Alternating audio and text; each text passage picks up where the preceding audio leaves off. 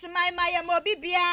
ajoma makwaba de ba ahenkan adiokrumiensa echipomiensa kasafidie so ebraso ese ensam ahodo ayaboaboa no ne edika na wose yeka ya maimu ensam ne edi nyina da besomo ese anwumre no sia kase ensam yi ya boaboa ni nyina no afrikwadwo apaw newsroom baby amiti eye eno ekua afrankuma studio senoba tampa ni studio na meti akase me betwe ne srani abasa amawo ensam ye de eba enanwumre na title so setalia edos papa panemom ye be yin mako ne edi ni nyina nkyerechemu etmi ama wensam ne edi mo akutin ebi anesem Mrasha bejani bi adi atudwa woche musa dom kuma no womu ni nyina so bia womu shada eni nyina so wose womu gina so ekwoto aba adite wa manga na yesa na hene sanso ana woni monyamfo keti amond adi atudwa che musa ebesine ma mesara adwa safo akonwa ne womu sa waba enso bia shada nka de kopotin asempotin bia mfa ho emusem ya de ebrewo wopani pabi esu de atudwa che musa mrasha bedwafo Wamu ekwakasa woni monyamfo akenoforiata wa mona ma yenyi ni dibre mfiri ni nsanom ene wama dane wama no wamu kansa fufuro bi wamu sika bi mami ka bia momo no wamu ente ase abusua wei ane ensam afufuro bi ane aboabo ni nyina no de ba besomo ese anwumre no sia kase na hye ne som ese kase etwa ne ho abefo ntentan kase so anya asem keto ani to Facebook ane YouTube ni nyina da eye ahenkan 93.3 FM eso eye atroya kase nti ukwa wa like wa share wa dwentre no de egu kama wa subscribe ni nyina ebeboa ye na anwumakwa na anwumre wa madaroma wa masomasne eljemetata eye Alhaji Hankuri Enterprise afei Jubilee Hospital Sanso ana Wachimai Development Association afei Ahenkan FM Marketing Department o madaroma ana na anwumre so yatena sia kase no ye be pensemu atwe ne srane abasa ede ama meso amaje penie mindi ane mame akua janewa na esanse kase ne mu oda na emu ohwamuntino Information centers bebru adionum ni echire wa manga na fana bebia wa matu apeti a wobia etie bi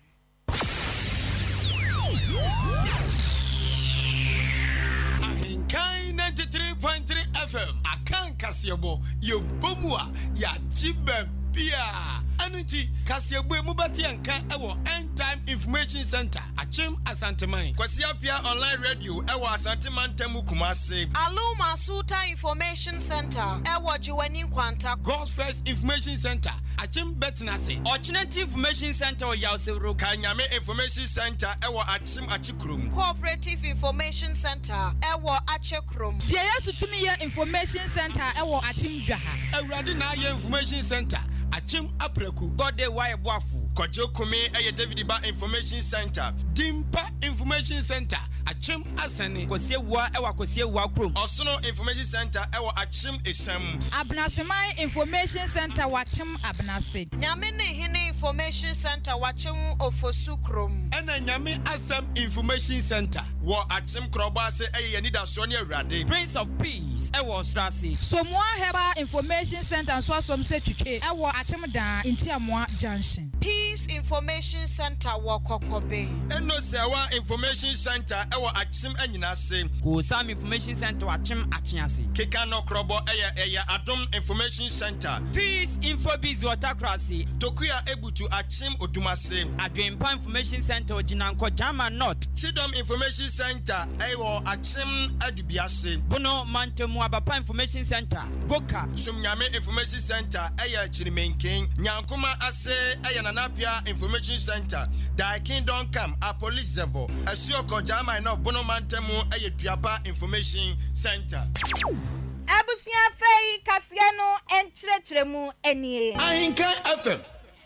Wani monyamfo Sylvester Matthew tete ayamrashe bedwani awo wabotia no English amanfrom empeswaso enkran empumpuni mantemu na wopani akasa de sama hudro pinetimi atudwa wo kyese nei ube pia mo mrashe bedwefie a ewo ohuru butu ene wo hwa mrashe bedwefie ya efiti opepombo so mene da na etosonson afin pinu ne aduonu baako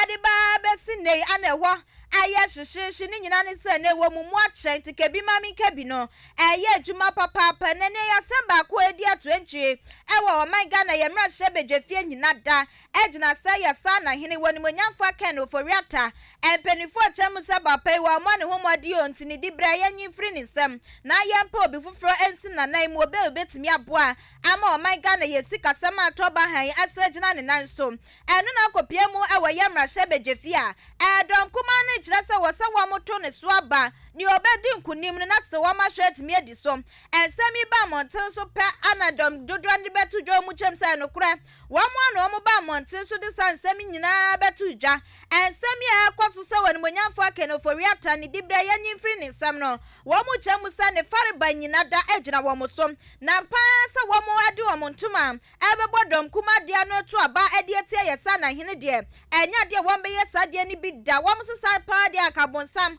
wɔn fa mo nya tampiko wanya ne katikeke wɔn fa mo so ɛte sɛ chimfo wanya katikeke no nanum sɛ dedede wanya iso tabu ebo so de ne wolele wono ana ekono enu na ye woni monyamfo Sylvester Matthew Tete ade abetu dwa wo chem se no kura ni nyame anim wo hwedom kuma wo mo man Ghana ye mra hye bedwefie ane pra wo mo pre wo mo nsama wo do wo mo ka abese ye sa na hene ye gina netu ase konya ye hwan firi wo no wo chem se wo mo hyeda nyinya so bia wo mo sama wo mo ka nyina wo mo hyeda ni adanse bia taye kire tenesem wo se ne wo mo ya ma woni monyamfo akinoforiata wakwakoye se nipa boni ni biso papa no wabon humodin ye pa na famu die bia no woye se ne bia o man ni so betimi agina brane etise ne dom kuma ne sra akika se wo mu kwoto ne so aba na konwa yanyi firi ni sama wo se wo mu dom dodo ne de bebia wo mu gina ne wo mu gina enya de asa abato no wo mu do mu kwa foli mu bida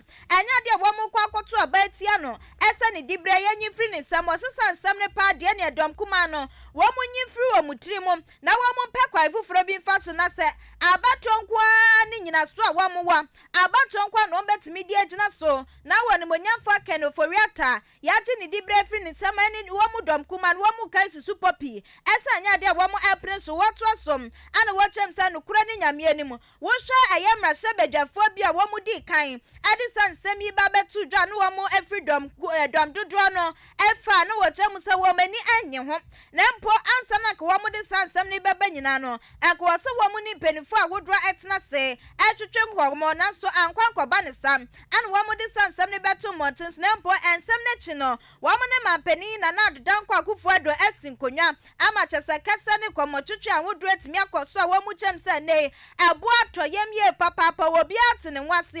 entini akoso na nyesa wo mu dom dodo no wo mani agye ho wo mu se nya de wo mani gye ho da ana mpo wo mu kai susu popi ese nya de wo mu ni dom kuma wo mra hye bedwafie ndisi amanyuko na nya de wo no ebekoti benkro da ese woni monyamfo akenoforiata di bre no yanyi afri nesemo. The fact that you ask that somebody should leave governance or government doesn't mean the person has committed a crime. And when we are asking for him to leave, doesn't mean you impugn that he's committed a crime as you are suggesting. And that's the reason why we won't support you. We've made that point clear. On the basis of the letter the party authored, even before the letter came, I disagree with the sharing of that letter or uttering that letter to the majority group. But the content of the letter, we appreciate it. And the same position of the majority. Why? We have a whip system and leadership. Leadership of the party sometimes sit in a caucus meeting in parliament. So they could have communicated that to us directly. Why that pressure? So you cannot put criminal matters on the man and say, join us to get him out of office. We won't do that. He hasn't done that. In any case, they are talking of, we have monetary policy and fiscal policy in this country. Check the Bank of Ghana Act and the role of the finance minister and all that. This exercise that the minority is embarking on, they know it won't get anywhere. Because ultimately you come to the floor and you need 2/3 of members of parliament to get it passed. 48 members of the majority, you won't get it today or tomorrow. So why wasting everybody's time? If it's not to meet your propaganda aims and you are at the hospital, the doctor has said that you will die in a week's time or a month's time. Then somebody say, put a gun on your head and shoot you to death. And you say, all die, they die. You will die anyway. So you have to take an early lead. That's wrong. We won't do that. Matters they are raising that borders on criminality. We disagree and we'll fight them on it on any day.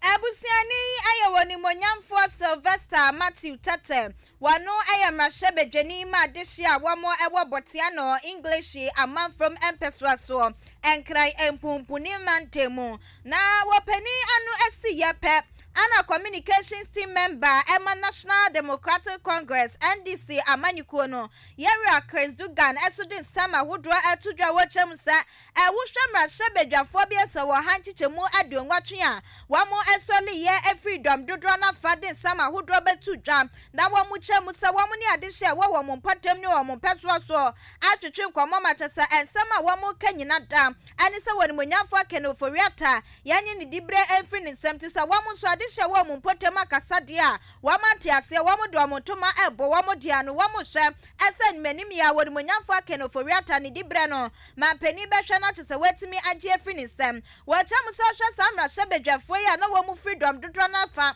ade san nsɛm nyinaa ba betu dwa ne wɔmo ata no wɔma no asa ne wɔmo ɛnka hwee na wɔse wɔ kesi super pie ɛsɛ kebi ma menka bia mamuo no ana wɔmo ɛnte aseɛ kebi ma menka bia mamuo no wɔmo ntimi mfa ni nnwuma wɔto as na wɔkyɛ mu sɛ wohwɛ bra na samra hyɛ badwafo wei ade wɔma no di nsɛm ɛto dwa wɔmo kesi super pie ɛkyerɛkyerɛ mu ɛsɛ ade hyɛ wɔ wɔmo mpɔtɛmu ana de san nsɛm nyinaa da so atimi ato wɔn anim na wɔmo so wɔmo amra hyɛ badwafie no wɔmo gyina wɔmo mpɛsoa no ntini ɛkɔ so wɔ hɔ no na wɔmo de ne nyinaa ba betu dwa ɛti sɛ wɔmo amfa nsɛm na metu dwa de ne akɔyɛ sɛ ade hye a wɔmo wɔmo mpɛsoa so ana wɔmo abu wɔn animtia wɔtrɔ so ɛkyerɛ ne nsɛm sɛ amra hyɛ badwafo ne sa ka susu popi ɛti wɔmo de wɔmo afɛmu die bi a wɔn betimi ayɛ no ahwɛ sɛ ɔnya ade hye a wɔmo mpɛsoa so ɛpɛ no ne nyinaa so betimi abɛmu ɛti ɔno ayɛ ne nwanwa yɛ papaapa sɛ mpofiri mu saa amra hyɛ badwafo bi ɛsɛ aduokunu yi wɔmo nyinaa asan so atwe ɔma no ɛso sɛ ne saa ana wɔmo pɛ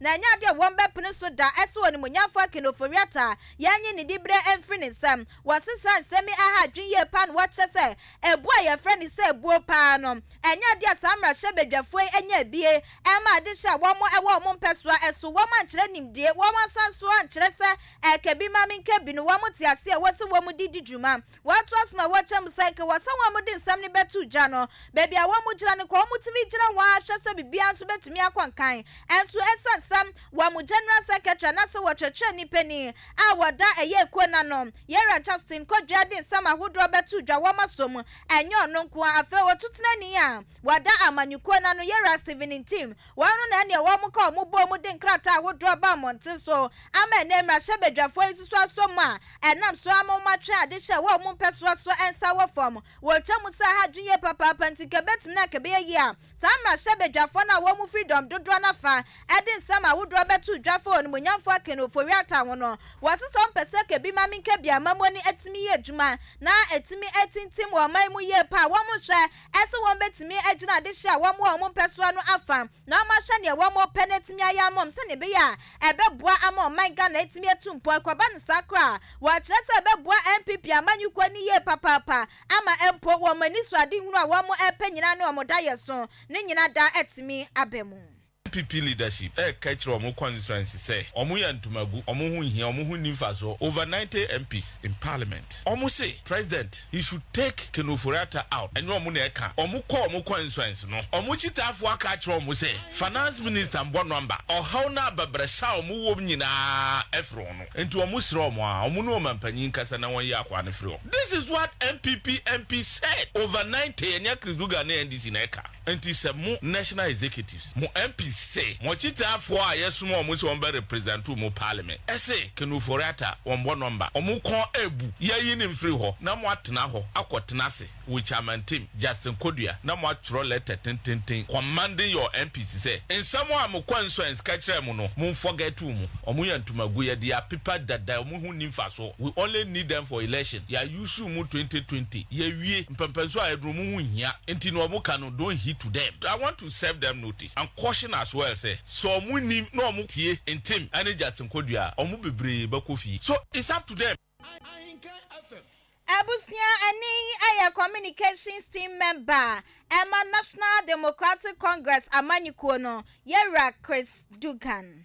yatwa ensam no so wa ensam foforo emu ene na watwe atwa mu yani ya wada ni fiada so kopie mu ewo mrashebedwefia na tesani nyina da ye hwe ni mo eni sama mesara trosafo waba be pie mu omaiga na mu den ko obehwe na wetietia ne chacha mu akwakopie mu ewo mrashebedwefie na ka sani epenifo akasa asotwe awodo eda wo mani nyina wetimi akone ne wakwakwaji ni nyina asopemu ene akomapemu ne nanu fiada wakokopie mu ewo mrashebedwefie no wakwaye so wade sam awodo atu dwa ne wache adehye a wamo ewo ne peso so ehye bochemu se empumto awodo ewo se kwaso ewo ne potem no obehwe esesa bre ya wabai wade ni nyina begu apon so sani be adehye a wamo ewo ne potem no wamakoma betimi ato omoyam na empumto awodo a wamo nyina da wo mo nsaso atimi aka na no ananam so ema mrashebedwani a wa adanse asokwa empeso aso woni monyamfo keti amount ade sama wodropi atimi atudwa wotem se woni monyamfo ma mesara josafo ewo musa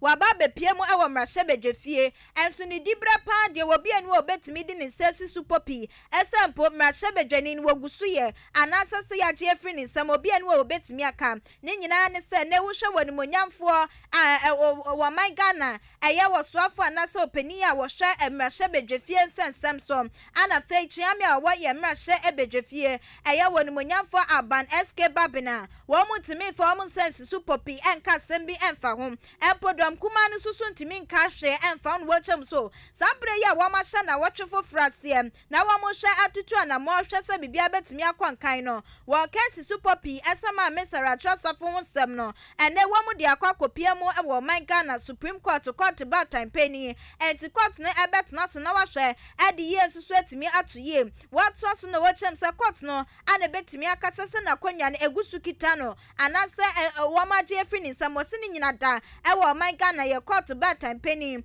ani a judge for wo mo ewo go ensem wato ani sam so na wachem se wo mo mrashebedwafo a wo mo mrashebedwafie na nkasankasa wo mo kura wo mo ni ma me ni di bresese wo mo nim se mrashebedwani ni se wogusu ye anasempo ya je afri ni sam wo mo nim efsanya de ampanifo a wodro wo mrashebedwafie no etimi aka bibi afa wo bia nsi nkonwa ewo ho enti obi bi so mo kura mpo na wo mo nim ne wo mo ebekam wa manaso a woto so ana wo chem se ukopie mu ewo Supreme Court o my Ghana court ba tampani a ene wo mo de nsam a wodro pina na etimi akwakodan o ma mesara atwasafo ede ne eka ho bie na nente wo mo de kokopie mu ewo court nyina ne se enka kwakoye se mpanifo wo mo wa mrashebedwafie no wa matna nsam ne so a wo bia hu ne obeka akwakoye se ne ehu esusu etimi ahwo moma empo no chasa ohwese ne amamra ne sifati a ma me ne watna fia cheye papa panti ya de mra ne ekasam dia aka ne dibra ne ya jefi ni sama woni kwan eso oba be pia mu ewo mrashebedwafie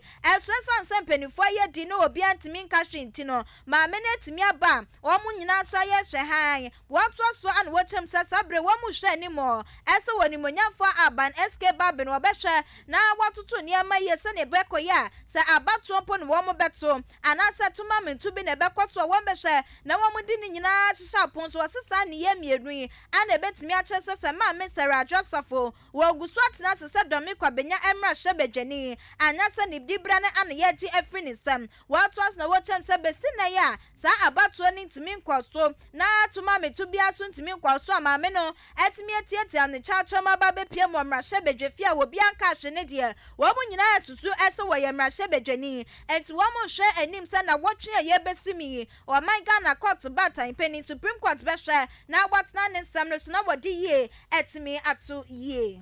The Speaker is Parliament now seized with the matter. Speaker made a ruling which was contested by the majority leader. It is now being contested in Supreme Court. We are in a limbo. Nobody really understands her status now. It's not that we don't understand. One way or the other, there should be an outcome. The argument was that she was automatically disqualified because of how long she stayed away. The Speaker said, no, that doesn't seem to be the case. It should be debated and then voted on. So we are here to debate and vote whether she is in or she is out. Now, coupled with that, there's also this matter pending in the Supreme Court. It's nebulous what will happen eventually in Parliament. We don't know what will happen in the Supreme Court. So if we don't know, then of course status quo ante stays. If that's what you want to know. But my point is that it's difficult. Sitting from today onwards and whatever do not serve. Sittings don't serve any purpose. She's always been qualified member of Parliament. enti abusua nunu afa na wamokotena se na ne toma mentu akoso na wamasanso ato abase so ma mesara adwasafo na konwan wo ogusu atena so anase yeje afininsem ani aye wodimonyafo KT Amod mahebedwani ema adehia wamo ewo adanse asokwa empeswa eswo yegina nsemi so na yato aboafo enkra nuti Jubilee Hospital se ayebana pomudima papa de abrana so ye ne bra begibie efisene wo outpatient service a doctor fo anintiri at one awatwimu ni nyina bebi abekobia abekwa kwato wamo ne efa wa pomudin kwa de wamo no betena se na amodi ho enkomo wamo saso wa inpatient service an ukohu a doctor ni ewa kukuemu na wa pomudin sensem obi wo wa ne yade no saje se mehu doctor ni wa kukuemu ansa na metimi aka ni nyina ebi ewo ho Jubilee Hospital SS wa laboratory a eba ne labs ahodo ni nyina wamo eye bia no ti se opese ohu moja kuo ni nyina no obehwe na wetimi enso ayama pharmacy ewo ho a wakwaji wa yade hwe no wa yade sewie no enura doctor betrama nyina da obenya bi ewo Jubilee Hospital our antenatal care emaye ma menoma pemfo afa wawu awie na kola no de ni beko weyi na didie ni nyini mu enyina da Jubilee Hospital mpenifo beto omobo na ma kyerɛkyerɛ wo evisa wamu wo postnatal care theater enso wo wa surgery ni operations ahodo ni nyina da wamu ye bi ewa soye ho maternity ewo hwa ne midwives so wamu wo ne atete wo nyamesuro kwanso ye papa panti wukwa ya ye push ni nyina ne ade mpaibɔ esanso etawechie ultrasound and ECG scan enso wo nti wufafura kwa Jubilee Hospital na kokotwa scan kwhwe esa kola no so yo ba bema entafo entasa sa wodaye anase wonna ye ni nyina Jubilee Hospital behwe na wetwa scan ne kama ede ama fe womu so womu prostrate ne so kwa wombehwe na scan no womu etwa ne kama ede ama wo counseling unit awo Jubilee Hospital doctor for beto wo moboase na womu de wafa enkyerɛkyerɛ mu sane be ya wapomuden no ebetimi agina brane eni ni pedwane ehan ti wani edum senkim ni pedwane ka ne edum ekoba ne sa ha dwunye papa nti entwen ma ne nye asene wakasa mehu yanka Jubilee Hospital ewa eye clinic ne eni wayade ni nyina da wo mo hwe etu ase enso ekoba ne sa hwehwe ni wai no wo mo bema obia wo mo ehwe ama obi diabetes ene hypertension clinic enso wo na Jubilee Hospital ewa canteen ne wo madwane no kama ye papa hwa akoya ya sabia ne de wo mu bibia enwote afei insurance card ahodo ni nyina da wade ye adwuma sa wode no eye national health insurance anasa private health insurance Jubilee Hospital sabra wo besom na apomuden mapa wama wo bie Jubilee Hospital ewo achem oda aboabo ekwantempo no so amantra bridge ni so a ana wo bo adwuma dendenden fra wo mo ewo 0244 575799 0244 575799 na woni a doctor for twetwe enkomo Alhaji Hankuri Enterprise and yenim no dadane so kanea ehwe nanim unim obi adekye anya afa na ade besa amwa so kanea ahwe nanim osi anim ni dada wokoya wasanso abanti provisions awodro ni nyina na ewupe bia benya bi eba ni general goods so na ewupe bia no benya bi nene ese ne niam bo hwirihwiri kwa nanim ti obi wo akofa niam na odi esie woya ne dan on ton wo twensa ne bo ne bekosoro Alhaji Hankuri Enterprise wonye ne sam enti sa ye mo ana wo pe milk quail Milo solution tapes oil sugar sobotin ni nyina da obenya bi ewa na so ya disiafo mo wanto aso suku no supervisions no na kasia no mo pa na ya mo pente Alhaji Hankuri samomra na mo meje mo de frɛ no ewa 0245 447138 0245 447138 Alhaji Hankuri ewa achem oda owo opportunity bank no any South Brimwell bank no mu fifini pe ana Alhaji Hankuri Enterprise wa bo adwuma denden kwana kwaje wodie na afa empumtuo enwu hia ye papa woda sani bia no ewo se empumtuo timi ba wa brabo mu mpumtuo ama wa brabo manata brabo na wo bo no wa wo bi ni bebia wo kom sanso na won potem a wo na wo sempum to atimi kwaso ewo ho eno nti ana wo Chiman Development Association aba eye ankorankranku a ya pere wo Chiman empumtuo enti wo pesa odon tuma bebo ya de ano se na ebe ya mpumtuo betimi akoso etina de bia meka me se ya no wa ba Chima boabo no abehwe aboabo maya keka omo abomo a wo mo aprimpumtuo ama aboabo se na ebe aboabo so betimi atumpo na ewutina se esa wo hwa aban ne nya de a obeba evisa aban ne yeme ene wo enti wo se ye ne ye ka ye hu bom aprimpumtuo ema ye mpotem tini obeye nie wo beba Ahenkan FM no wa ba betrotin wo trodin wi anu etua 10 cedis busumi bia obetua 10 cedis ni abobo ni nyina no e de apri empumtuo ama Chiman enkyerechire mu bia simidie ya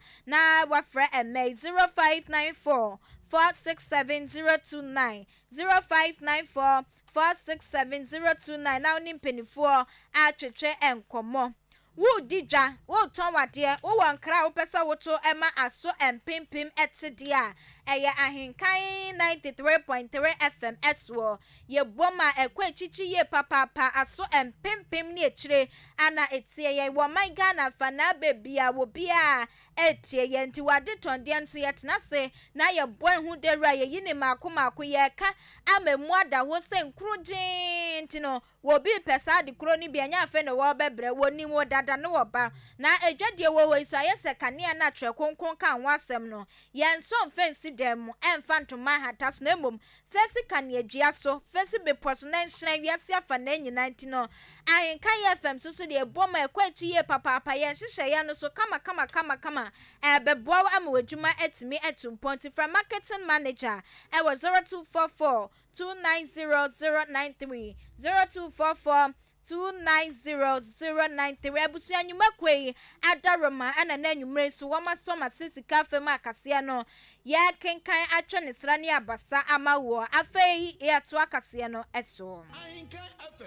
abusu ya to aso ana wo man Ghana semtrani baako a wajidin ye papa wanukra ya asanso ye managing editor a wadade obokrata din ya daso any insight newspaper ano eye yewra kwesi Pride Junior na wo pani atun semisapa wasini semisa no ekwa ama eye dom dodro ne didom kuma wa mo ewa mrahye bedwafie nyina wo so obiso mo nsam tie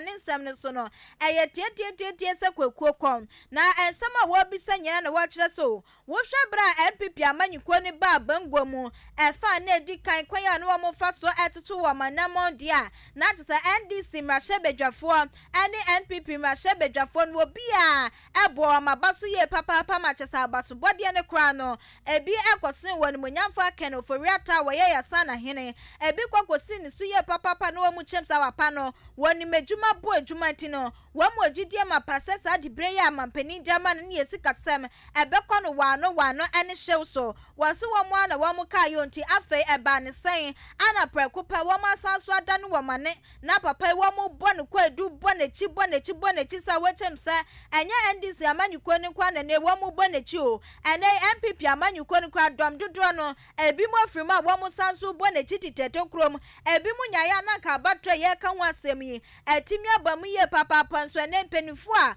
wo mo da amanyuko na no atse wo twetwe ne mpeni ana face wo tutuna ni wo mo di ahoma aso wo mo kwa ne ya twe wo mo santu obi antimi nye ne ho ana wo mo di ekire na wo mo kanso pabo mo papa de ebi mo nyaya na ka batwa ye wo mo epre eye dom kuma ne pre wo ma hyebedwafie na timi abemu na tse wo matimi akwakoto aba na obisa sempo firim eba ne san ana fe wo ni monyamfo aken oforita wo mo nyina ka mo aboma wo mo ebo papa na paso esa watu aso ana wo chem se hwe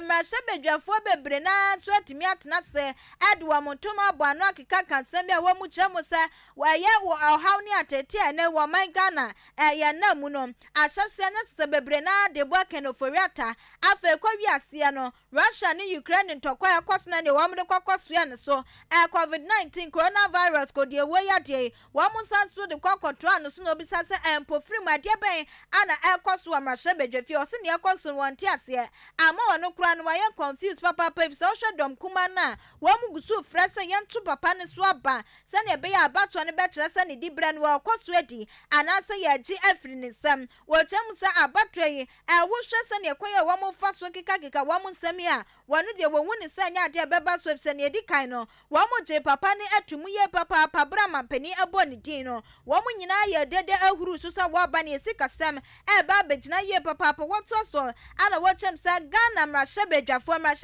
a wo mo wo my Ghana ye mrahye bedwafie no wo so wo mo nyina timi ba monten so maako no mu di nkyerechemu mapa ebre Ghana fo efise ye kase ye kan no kwaredie ne papa ye entimi ankoso wo mo di ensem bi asie Ghana fo afanya sensem ne epiepie entene ya sensem ne piepie na wo so wo mo nyina timi ba monten so na wo mo di mu nkyerechemu ne edi kan no ne enti a wo no nyamfo akanofo wiata wo mo bon soro agye ne so ema mampani di sa di bre ne ma na fe kwa wiase no wo mo nyina sanso ada no wo mo ho wasisa bio wo ma yesa abo akokọ wo ma didi awie ana ne wo mo do omani atwitwitwifo mi yesa ti sa de na wo mo ye no wo mo mra no wo mo mekirekire mu enkyere Ghana fo se ne be ya entiase ma pa betimi akoso papa na amana so wo sanso to so edi nsem ne bi eka eho NPC why nambeka che so how da yesu nara Ukraine any COVID Abraham wo ka che so how da yesu na Ukraine COVID no mo mbo kenofori atadi impression mo create here say kenofori atadi ya de papa so COVID ama na Russia for anko to bomb Ukraine ka Ghana de ka any heaven ka ya ben enti de na asesa anem so kenofori atakon mumia ne kontari tafi sa ade meanwhile COVID is ka munya efi amanoni efiri World Bank ni na se for krano bikai e ma mo di koye budget support enti aye den na COVID no na amaye ho amane COVID no mo munya ho faso no osisi a munya ho faso enti aye den na munya bibi ho faso na ebe mu dadwen ebe mu how enti ba de say na Ukraine ho na bomb bi tito ho no e ho sikasam ye na ye de enye enti ese mo keka no nyoma bi wa se mbe yi anu ma ye yo minority no sa nyoma mo de bond charge before aye be nominating second time so mbra me finance minister ni enim aso mo approve no excellently enti se monim so onya adina mo approve no enne afa no mo sorry se no ni ngina so edi be yi kenofori atafiri ho ka president no ba no kra kedi se mo approve no kwa na se me na mo ni edi mra se bedafo mra so ya mo ma mo ni ye no ense mo nsam kakakra na nya se bedum pempenso bi afa de mo ka bibia ni yehu se yanjindio ni yanjindio se yanjindio se me anyinio sam na kwaye hu a wo mo kan we ye ne wo chana no ma ba bedane no abusia ani ayeye Rakwesi Pride Junior wono aye managing editor awoda insight ko wakrata na anu wosanso aye ensem troni ma papa wo ye mayimu emu abusia ye gina ne nsemi so na ye de anwumre no nsia kase asamufo gina ntenten se mukroje ama ye nyina da ye de asi anwumre mi producer wotena afidie na chi achinchi mafidie na fruma ema me eye kwabna